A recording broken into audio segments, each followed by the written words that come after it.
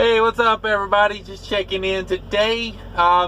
Just finishing up a load I picked up last night. It is Thursday, February 28th. It's about 3 p.m. local time here in Richmond, Indiana. I'm at the Heartland Pet Food facility. They just built this. It's a new facility, just built off of 70 in between, I was like mile marker 145, something like that, over between Indy and Dayton on 70. So that's where I'm at right now. I picked this load up last night. It's 2 hours late right now. Just showed up at the facility and got checked in. It's 2 hours late. I'm not really beating myself up about it because the product was loaded. It took them 6 hours to load the product. So yeah, and it was like a straight run because I picked it up last night and they wanted to hear this morning. Or, well, this morning. They want to hear at 1 p.m., noon my time on Central Time. The appointment was for 6 o'clock last night. It was down in Alabama, so I had about a 150-mile deadhead over there, and I had to get a trailer wash. So I head down, I get the trailer washed because the broker tells me, hey, you got to have a trailer wash.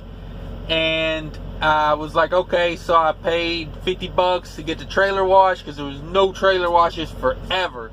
And $50 to me is a little high for a trailer wash, but what are you gonna do? Drive 100 miles to go get a trailer wash to save $10? So I just paid the price, and it was a little place called Direct down in Decatur, Alabama. They did an okay job. But anyway, I get over to the facility, and come to find out I didn't need a trailer wash because I was hauling dairy products before, like groceries that were in packages, and they only wanted a trailer wash if you were doing something industrial beforehand, and I had the bills to prove I was hauling dairy and, groceries before. So I kind of shot $50 to the wind right there, but, it was a trailer wash. I ain't saying I didn't need it. But yeah. So I get to the facility at 6 o'clock. I get checked in. There's 3 trucks ahead of me. Apparently they had some mechanical issues at the factory a little earlier in the day. Got them behind.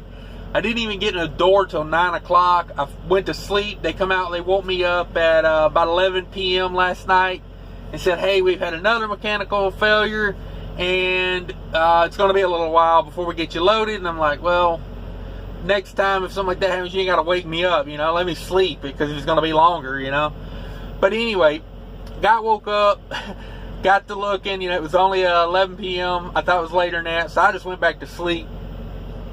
So they come out there a little bit after midnight and say, hey, we got you loaded. We got the 20 pallets put on. It's a load of, let me read this. It's got a great, it's great stuff. It says, mechanically separated chicken, not fit for human consumption. This product is not processed to control pathogens in pet food. So it's wet pet food. This chicken parts will become wet pet food. So your fancy feast eaters, you're welcome. So they get me out of there about midnight. At this point, I've been there 6 hours. I got 3 hours of drive left, and I'm like, are y'all going to load any more trucks tonight? And they're like, no, we're done. You had the last appointment of the day. We don't start loading again until 6 a.m. So I said, hey, can I take 2 more hours here at the dock, and that'll give me 8 hours, And I was thinking, hey, I'll do an 8-2 split. They said, no, when we load you, we want you to leave the facility. So I said, okay, I will leave the facility. And then under my breath, I said, in about 2 hours. Because I ain't trying to sit here until Friday morning to get this off, And that's when I would have been here if I would have had to leave the facility, go take a 10-hour break or 8, it was like 8.5 hours to get here. So doing the 8 split, and I gained back 7.5. So I had to do the 2. So basically what I did is I sat at their dock until about 2 o'clock in the morning. It took them 6 hours to load. And then at 2 o'clock in the morning, I get up, I scale out the truck and trailer at the shipper to try to get things balanced out. I get it somewhat like I want it, hit the road with it. That was at 2 in the morning. I ran it north just to get it through Nashville, because I wanted to get through Nashville before traffic got bad. So I stopped in between Nashville and Louisville and took the other 2 hours. So I avoided Nashville morning traffic and Louisville morning traffic. And then, I got on up the road after I took exactly 2 hour break, hit the road. I stopped one more time just outside of Indianapolis for an 8-minute restroom break. So I ain't beating myself up that I'm 2 hours late. I ran this the best I could. The only way I could have done it faster is they would have put the feathers back on these chickens and we'd have flew them up here. That's the only way I could see it doing better. You can't pluck a chicken and tell it to fly. So I got on with it. I ain't mad at it. I'm here. So now I'm at the receiver, and they're having problems finding the correct PO number. The guy said, well, we ain't got with this PO you got, it's not even on schedule for this whole week. So I'm just like, brain's about ready to explode at this point, but we'll get it figured out. It's just all in a day's work when you driving a truck. You solve everybody else's problems if you're a good one, because that's the only way you get anything done, because they sure as hell ain't gonna solve nothing. So rough numbers, I don't put my fixed cost in on these numbers because I never know how many loads I'm gonna run in a week. So I just put the variable cost in there for you. So if you're watching this video, or if you've liked, shared, and subscribed to my stuff, and you're trying to learn a little bit more about owner operators and the numbers, you can kind of plug in your own numbers of what you think your truck and your insurance and your maintenance and your blah blah blah cost. So I do my maintenance on a percentage basis because I don't run a lot of miles, but I love maintenance on a truck. You know what I mean? Like, if you think it needs replaced, replace it. That's my motto. I was looking at my new shiny windshield wiper I just bought. So anyway, fixed cost. The load paid $11.50. It was 510 loaded miles, so a little over $2 a mile. Not great.